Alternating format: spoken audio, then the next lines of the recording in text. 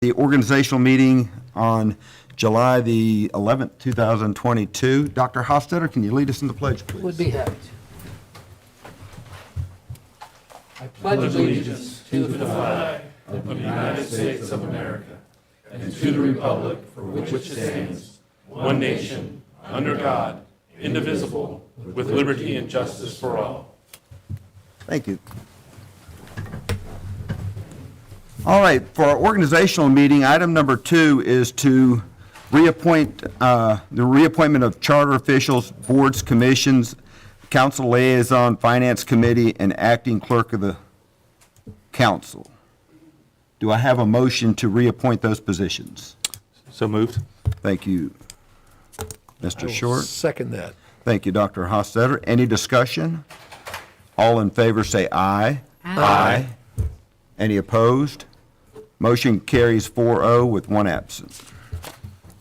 Item number 2 of the organizational meeting is to consider extending the appointments of the city's charter officials until January 10th, 2023, and the terms of the mayor and vice mayor until January 10th, 2023, and the previously mentioned committees and liaisons. Is there a motion to reappoint those positions? Just a point of order, are we sure it's the 10th? I thought it was January 1st, assuming position, newly elected in November would assume their position on January 1st. And I understand the first meeting would not be till the 10th, but I mean, their service terminates on January 1st, just as it would if the position were to begin on July 1. It doesn't make a difference to me, but I mean, When we redid it I a think few our years charter ago. says January 1. Yeah, I think you're right. So it probably should. So amend this to January 1st. January 1st. Okay. Okay. All right, we have an amendment to make those dates January 1st, 2023. Do we have a motion to? I will make that motion. Thank you, Dr. Hofstetter. Is there a second? I'll second. Thank you, Mr. Short. Any discussion? All in favor say aye. Aye. Any opposed? Motion carries 4-0, one absent. Is there a motion to adjourn the organizational meeting? So moved. Thank you, Mr. Short. Now Bruce here? Is there a second? Second. Thank you, Dr. Hofstetter. All in favor say aye. Aye. Any opposed? Motion carries 4-0, one absent.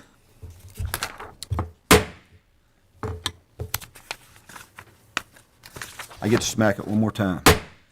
I call to order the regular business meeting of the Waynesboro City Council for July the 11th, 2022.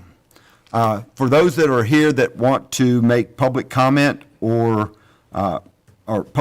speak at the public hearing or make public or citizen comment at the end of the meeting, please sign up at the sign-up sheets at the back of the chambers here. And once we start those meetings, you'll be called up by your name on the list. Make sure you look at the list.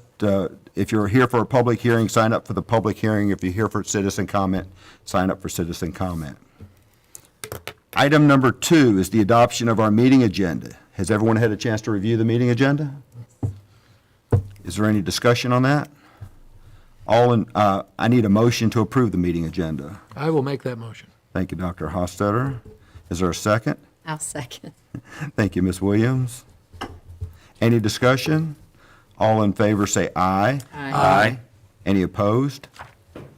Motion carries 4-0, one absent.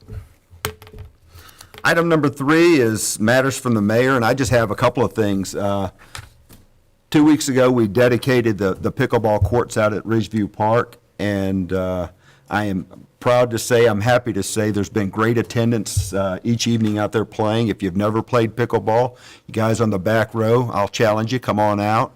We'll play some pickleball, and it's a great sport, great entertainment, and it's a great addition to our city out at our parks. The tennis courts are being used a whole lot more now than they were before, so I thank Parks and Rec for bringing that to us. And other than, we had a great and safe night last night with our fireworks display. Parks and Rec did a tremendous job there. You could see the fireworks from all over the city, even out on the side of town that I live on. You can watch the fireworks from our porch, so thank you all very much for that. And that's all I have tonight. Next item is matters from council members. Do any of you have anything you want? I have a question. How did you fare in that pickleball challenge? Oh, you had to go. You had to bring it up. I lost to the commissioner. But it was a fun game, I'll say that. Oh, sorry to throw you under the bus. That's all right. I knew it was coming. Any other? Dr. Hostetter? You know I do, and unfortunately, since you don't see my smiling face, we are back in yellow in terms of COVID rates in Augusta County. And that's on the CDC county map. You can look that up and see. Fortunately, some of the areas north of us that had been higher transmission have now turned green again. So hopefully we will follow suit soon. But right now we're yellow, and I know that I know both patients and friends and acquaintances that are positive in the last week or two. And so, again, it is out there. And the same thing still holds. I encourage people to get vaccinated if they haven't been, to get boosted if they have not had yet their second booster, to protect them the best they can. I heard a radio article this morning about the latest variant. And again, fortunately, it seems to be fairly mild in terms of its severity of symptoms, but even more contagious. And so as people enjoy summer activities, people are going back to restaurants, people are going back to movie theaters, we may see another bump. So again, protect yourself, protect those around you. There are now treatments, so there are things available to help people mitigate those symptoms, but we're not done yet. So, and again, hopefully next time you'll see my face back if it's green. The second thing, I said something a couple weeks back about the farmers market.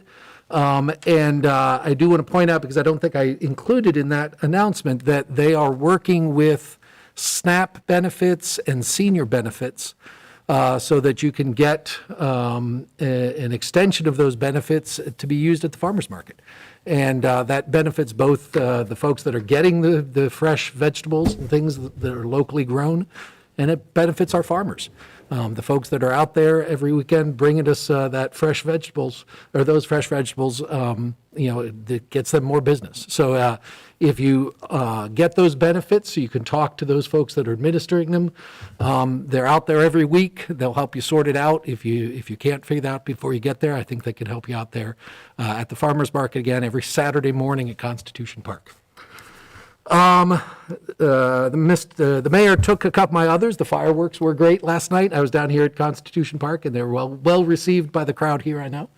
And the pickleball courts, I have heard they are great. I have not gotten a chance to play yet, but at some point I hope to do so. And the last thing is that I will have a constituent meeting tomorrow evening at 6:30 at Constitution Park under the pavilion, in case it is raining, because it may. And I will be there, and if folks want to come and talk about something that's on their mind, I'm happy to sit down and talk to them.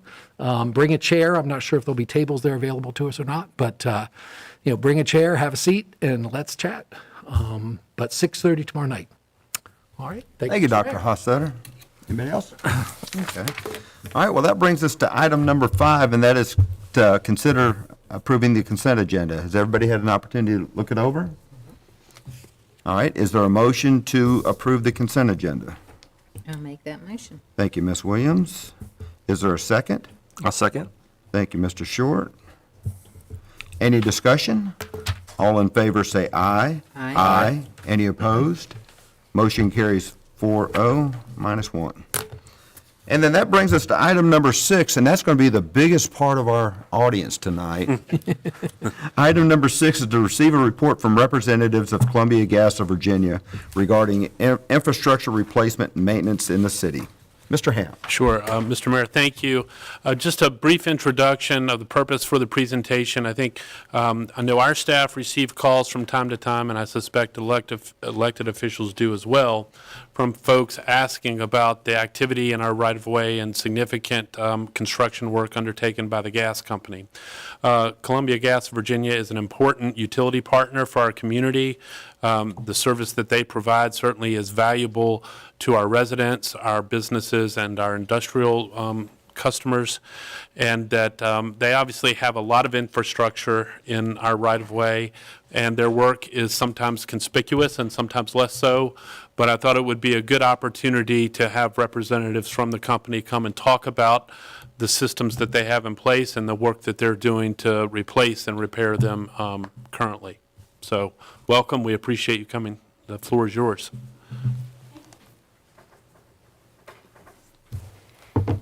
Good evening, Mr. Mayor, members of council. Thank you so much for having us. My name is Patrina Jones-Robleski. I'm the Manager of Government and Public Affairs for Columbia Gas, and want to thank Assistant City Manager Mr. Wood for the personal invitation. We're really glad to be here.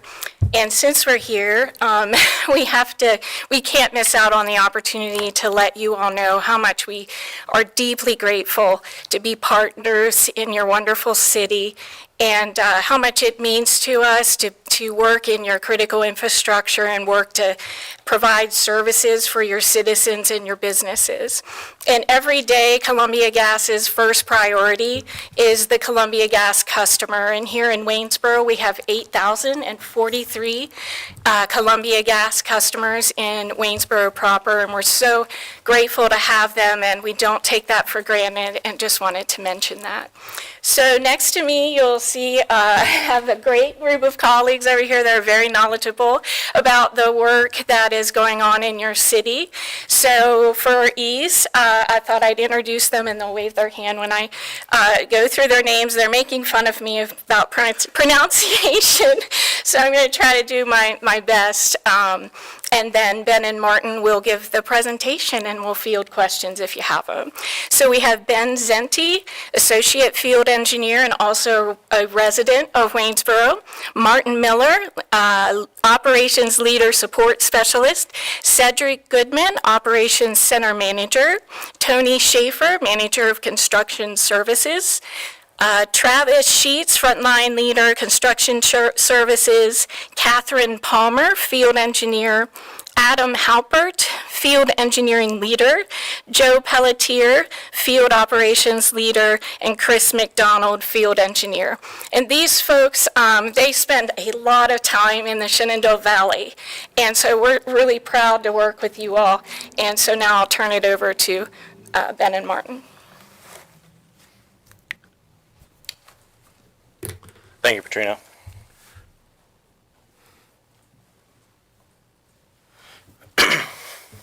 Like she said, thank you very much for having us here today. I just wanted to go through real quick the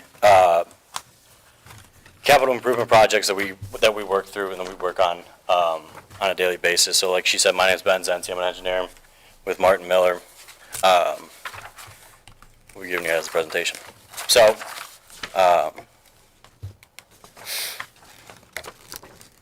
first slide just talks about why it is that we do what we do, why we're replacing the pipeline that's in the city. Basically, what the program is, it's called SAVE, Steps to Advance Virginia's Energy Plan, legislation since 2010, and basically it allows us to replace our capital infrastructure that have risks associated with them. Customer outages, corrosion, equipment failures, material failures, natural forces, or reducing greenhouse emissions. We have approximately 15 miles left of this priority pipe remaining in the city out of a total of 140 miles of pipeline in the city. This priority pipe is bare or ineffectively coated gas steel mains, typically installed between the years 1930 and 1960. This year we have two active projects, one here to start pretty soon, no projects planned for 2023, and actively planning our portfolio in 2024.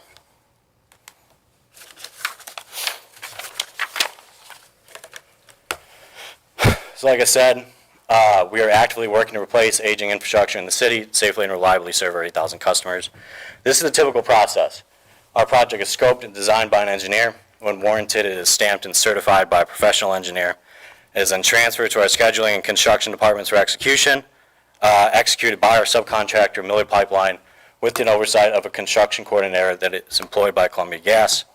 The new gas main is installed and energized. The customer service lines within the scope of the project are tied over to the newly constructed main line. The gas is purged out of the old gas main and then abandoned in place with the abandonment sealed ends sealed. And then the areas of excavation are then restored to its previous condition.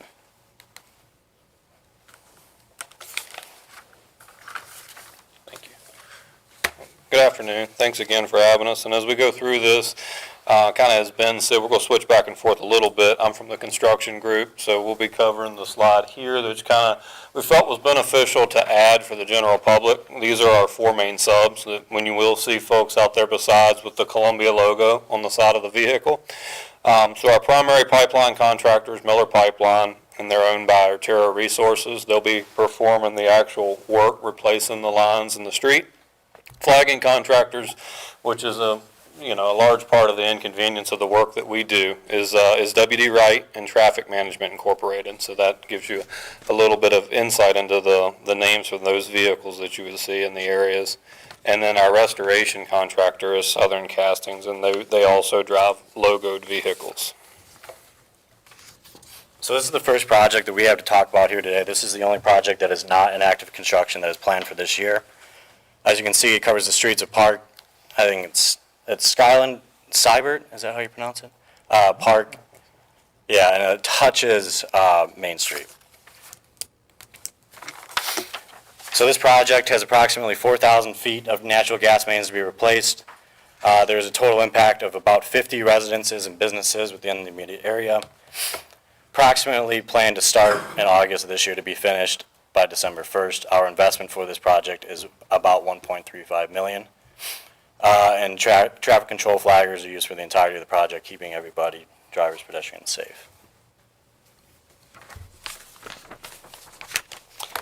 And the next 4 slides are covering the 2 active projects that Ben mentioned. This project that's on the screen is named for our purposes 13th Street. It has a fairly large portion of South Magnolia and Crompton as well. On the next slide here, which kind of gives an overview of where we stand with this project. It was 7,400 feet, and we have 5,700 feet of that installed approximately to date. Again, it's Crompton, 12th, 13th Street, Cedar, and Locust are some of the affected streets, with approximately 200 residences and businesses being impacted by this work, and the goal to complete that by October of this year. Total investment there is $2.96 million. And again, from the previous slide, same traffic control, pipeline contractors, and restoration contractors on that project. This is the 3rd project, and the second one that is in active construction now, which for us, again, is called Main Street, but it does include Charlotte and South Charlotte, and then part of East Avenue and a couple other side streets and alleys as well. This one here was roughly 3,500 feet of bare steel replacement. And as far as the customer count, it wasn't nearly as impactful as the 13th Street job for us. It was 21 customers that were affected by this, but we were able to upgrade our infrastructure significantly for that section of town, because that's one of the primary feed areas coming into the town of Waynesboro. That began in late March, and our goal to complete this is by the end of August of this year, with an investment of $1.4 million. And before we move on to this slide, something I wanted to add as far as the ongoing work. These projects we're talking about tonight are kind of the heavy hitting projects, the big stuff that you see in the community that affects stuff long term because of the size and scope of these. Obviously, we do have ongoing work that goes on in the city. These are just the ones that are impactful as far as from that replacement standpoint. So the next 2 slides are our final ones, so this is pretty short. This is actually a snippet basically off of a bill for anyone that's a Columbia customer, stating basically what we are, that we're 24 hours a day, 7 days a week, 365 days a year. We always have someone on call and someone to back that person up in the event that there's, if you smell natural gas or any type of odor, carbon monoxide, things of that nature, and we have a goal of a 45-minute response time when called upon. A couple things there too as well for any natural gas customers. If you feel that you smell those things, leave the area, leave windows and doors in the positions that they're in, and avoid touching anything that could create a spark, as far as a doorbell, light switch, or things of that nature. And then once you're in a safe area, call 911 and us. Yeah, and this is just your typical, if you plan on doing any digging, please call 811. They will locate and mark your utilities in the area for free within 3 business days. That's it. That's all we have as far as the presentation. So any questions we could answer? Anyone have questions? The only thing I would have, I mean, I think appreciate all of your work and professionalism of the staff and your subcontractors. I mean, I think we're really lucky to have such a great relationship with you all and the work that you do. The only thing that, I kind of hear back and maybe the VDOT world helps a little bit with trying to, explaining, why the patch hadn't been paved as quickly as folks would like it, right? Or what it means to restore in kind the condition of the pavement previously. And I guess, to more of a statement than a question maybe, but, I think we've made great strides and our citizens have made investments in advanced technology to do pavement condition assessments and rankings, and we establish our schedules and our priorities based off of those conditions.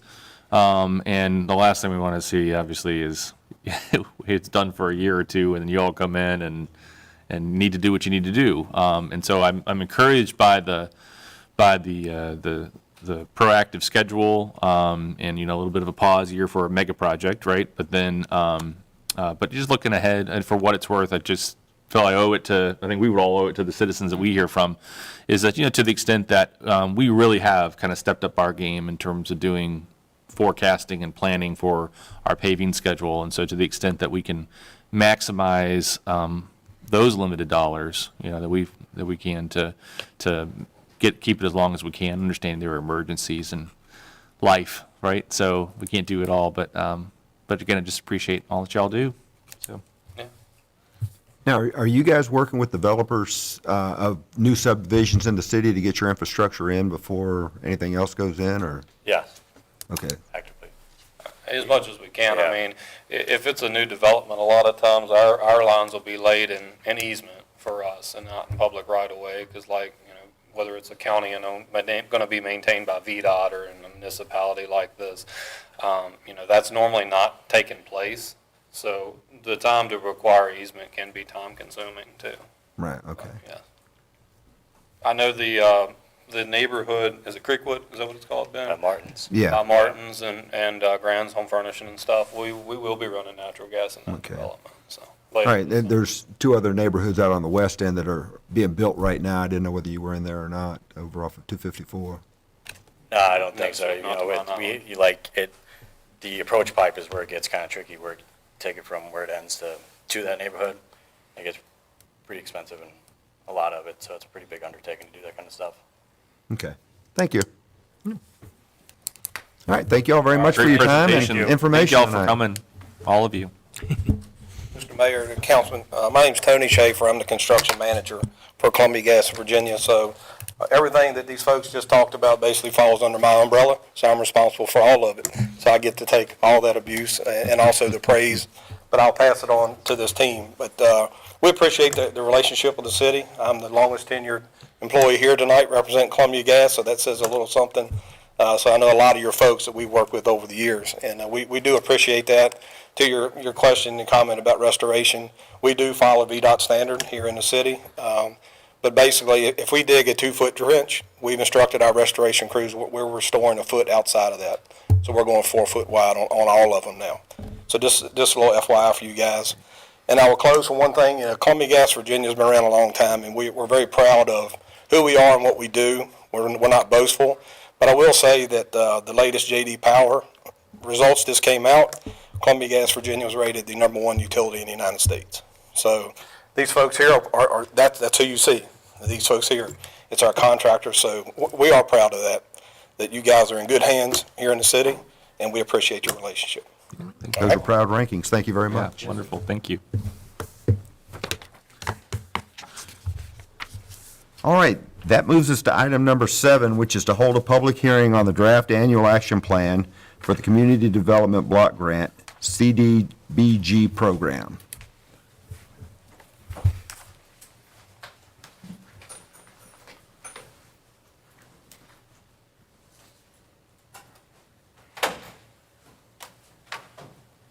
This is the perfect time to exit.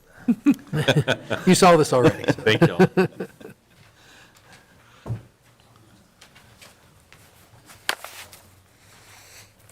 We almost got a flash drive out of it.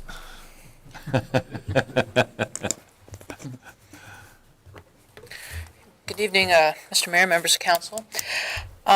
So back in June, Luke J. gave a presentation about the overall CDBG entitlement program, and tonight I'm covering a portion of that in the draft FY 2022 Annual Action Plan.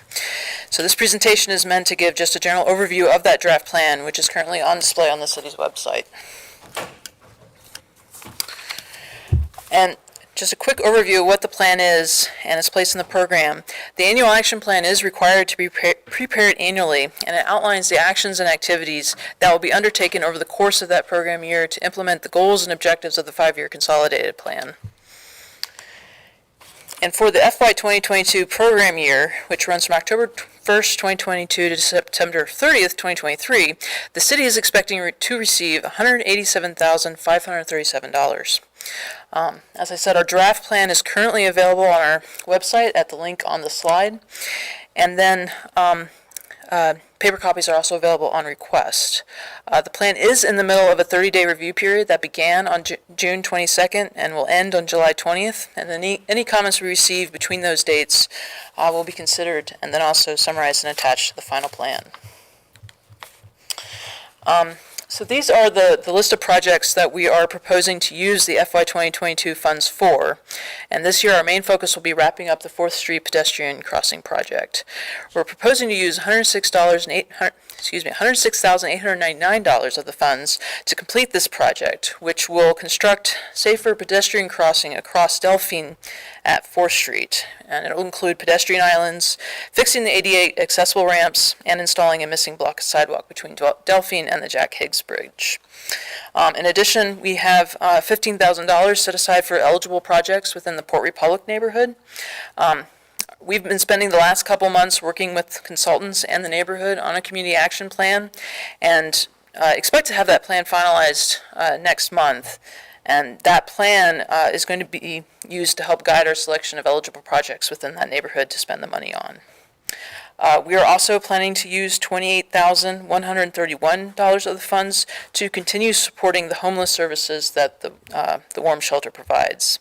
And this is the maximum we're allowed to give under the public services cap, which is 15% of the total amount of funds. And then finally, $37,507 on grant administration. We are only allowed to spend up to 20% of the funds on administrative-related costs, and that does hit that mark. As part of the CDBG entitlement program, the city is required to prepare and file a citizen participation plan that provides citizens with access to information, records, local meetings, and public hearings throughout all stages of the program, along with the city providing timely written answers to any complaints or grievances. Our citizen participation plan calls for 2 public hearings during the annual action plan drafting period. The first hearing was held during the city council meeting held on June 13th, and it was meant to receive input about community needs. After that meeting, our grant administrators, the M&L associates, prepared the draft annual action plan, which was then put on display on June 22nd. And the second public hearing being held tonight is meant to give the public an opportunity to provide comments on that draft plan prior to its finalization. And then to quickly go over the couple next steps for the plan. As I said, the ongoing review period is scheduled to end on July 20th. And any comments received by that date will be considered and then summarized and attached to the plan. At Council's July 25th meeting, Council will consider adopting the plan, which will then be submitted to HUD for review and approval by August 10th, in time for the FY 22 program year to begin on October 1st. And then finally, here again is the link on our website where the draft plan can be viewed. And then comments can be submitted by email or by mail to the two addresses seen on the slide there. And that's all I have. And are there any questions? Any questions? Yes, I actually have a question. On the Fourth Street project, crossing project, the budgeted amount that you're, that we're gonna allocate, $106,899. How much have we spent on that project so far? Do you have that information? I do not have that information this evening. And I how know long that have how long have we been working on? Gosh, I would have to, it's been a number of years. The FY 2019 program year was the first program year Okay. where that was a project. So it has been a couple of years. Okay. All right, I'd be interested in knowing how much we've spent and allocated for that. Thank you. Thank you, ma'am. Very good.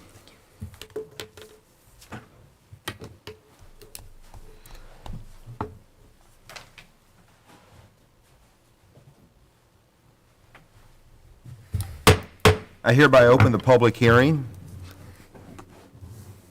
No one has signed up to speak, sir. I hereby close the public hearing. There's no action required tonight, so that was what we have for this meeting. I think just the reminder that if citizens are interested in making comment, there is still time until the 20th, as she pointed out. Item number 8 is to consider introducing an ordinance amending the city code, chapter 50, which is our noise ordinance. Mr. Ham. Yes, sir. So this evening, there's no public hearing required for the work that council's asked to undertake regarding the noise ordinance. And we gave a preview of this at the previous meeting. And since that time, Mr. Wilhelm has solicited feedback from members of council, and we feel like we have an ordinance that reflects the preferences and objectives that council has communicated to the staff. Again, noise can compromise the quiet enjoyment of property, and I know that our office, the OC, from time to time will receive complaints from residents about ongoing noise, whether it's loud music or excessive maintenance or late night noise, and I suspect that members of council also have received complaints about noise. So it had been some time since we had taken a look at our noise ordinance, and frankly, it needed some work to come into compliance with constitutional principles. So highlights of the proposed amendments include a clear and objective definition of noise and a plainly audible and discernible standard for the enforcement of noise violations. Some of the challenge that we have experienced in the past in attending to noise complaints has to do with the challenge that the officers face in the field of whether or not a violation is actually occurring. So we've tried to, the work that we've done tries to provide specific and precise definitions and standards that will help officers enforce the ordinance to the preferences of council in the field. I think a really important change of which to be aware, the current noise ordinance does not regulate noise at all during daylight periods. And basically, our current situation is that between 7 a.m. and 10 p.m., there's no mechanism to enforce offending noises. The new ordinance does provide for enforcement and restriction of offending noises during daylight hours. So if you're at home and your neighbor is playing excessively loud music in violation of the ordinance, we now have a mechanism and a standard by which to attend to that concern. The consistent application is a 100-foot distance for noise violations. So at 100 feet from the source, is it the source or property line? So 100 feet from the source, if the noise is plainly audible and discernible, that would constitute a violation. And the penalties for noise violations are consistent with the Code of Virginia. So this evening, we're soliciting some feedback. We ask council, if you're pleased with the draft, then to second, discuss, and we'll introduce, second, and discuss, and it'll move to for final consideration at our next regular business meeting, which I think is the 25th. Okay. So with that, is there a motion to introduce the ordinance? I will make that motion. Thank you, Dr. Hofstadter. Is there a second? I'll second it. Thank you, Ms. Williams. Any discussion? And this is something maybe just for clarification, the animals section, is that a consistent noise? Is that a one-time noise? I know that there was, in the previous ordinance, we had discussed sort of the issue of having to time it for so many minutes and that kind of thing. Is this, So okay. And just when you put this ordinance down next to our ordinance, this is a great product here, so thank you very Absolutely. much. It's very fair, and it's a good product for everybody. Yeah, I would just echo, appreciation for the quick turnaround on it as well. Yeah, it's appreciated. And I would also like to thank you guys for the hard work in getting this out there. All right, so we have a first and second. This ordinance will be carried over for final consideration on our July 25th business meeting. Thank you all very much. Item number 9 is consider introducing an ordinance amending Chapter 6, which concerns alcoholic beverages. Mr. Hamp. excuse me, 1 second, sorry. It's the same, yeah. Yes, item 9, alcoholic beverages. So this is much of a housekeeping matter that brings our local code into conformity with the state code and is prompted by recent changes enacted by the General Assembly. And I think the objective of the General Assembly was to achieve some uniformity across jurisdictional boundaries between cities and counties. As you might imagine, you have, with the merging alcohol industry with wineries and breweries. There's a lot of local and regional brewery activity that occurs across jurisdictional boundaries. And one of the great things about Virginia government, we enjoy some measure of autonomy locally, but sometimes the General Assembly will say, no, we want to see uniformity across certain legislative areas and administrative functions. So this ordinance brings our local chapter 6, which deals with alcoholic beverages, the various permits and permit fees and licenses and license fees into conformity with the state code. And same process as with the previous ordinance, introduced second, discussed tonight, and it'll receive final consideration at our next meeting. Any questions for staff? Is there a motion to introduce the ordinance? I'll make that motion. Thank you, Mr. Short. Is there a second? Second. Thank you, Dr. Hofstadter. And this motion will be carried over for final consideration on July 25th. Brings us to item number 10. Item 10 is to consider introducing an ordinance relocating the office of the General Registrar. Yes, sir. The Waynesboro Circuit Court judge communicated the need for additional judicial space in the Gorsuch building, and more specifically requested that the second floor of the Gorsuch building be dedicated exclusively for judicial use. Presently, the registrar's office and the building and zoning offices are the only remaining municipal non-judicial departments on the second floor. Plans are in place to relocate the registrar's office temporarily from its current location in the Gorsuch building to the Waynesboro Public Library. The registrar's new address will be 605 Market Street. Note that that differs from the library address, and that's to facilitate separation from the registrar and the library mail. We expect this move to be temporary. However, the registrar will likely be there for several years as the city works out the space issues to fully meet the judge's request. This process, or the process of establishing this new location, must be done by ordinance. And again, we'll introduce second, discuss tonight. Ordinance will receive final consideration at our next meeting. And I note that Ms. Jeffers is here. I'd like to thank her for her participation and cooperation in this effort. And Mr. Wood has provided some administrative leadership and effort in this regard. So I'd like to thank both of those individuals. This kind of change is not easy, but we're working hard to make it smooth and beneficial. My personal feeling is that the space in the library will be functional and but we'll allow Ms. Jeffers can determine that for herself. But I think it's a good opportunity, at least on a temporary basis. Happy to answer any questions you have. Any questions? Is there a motion to introduce this ordinance? So moved. Thank you, Mr. Short. Is there a second? Second. Thank you, Dr. Hossetter. Any discussion?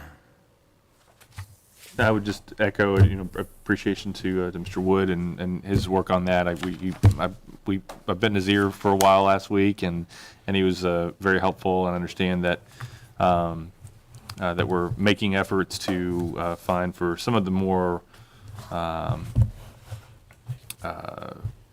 archival sort of material that we're looking for to alternate space that would be more appropriate to house and warehouse than a public library where it's not traditionally held. So just appreciate that time, Todd, last week and conversation.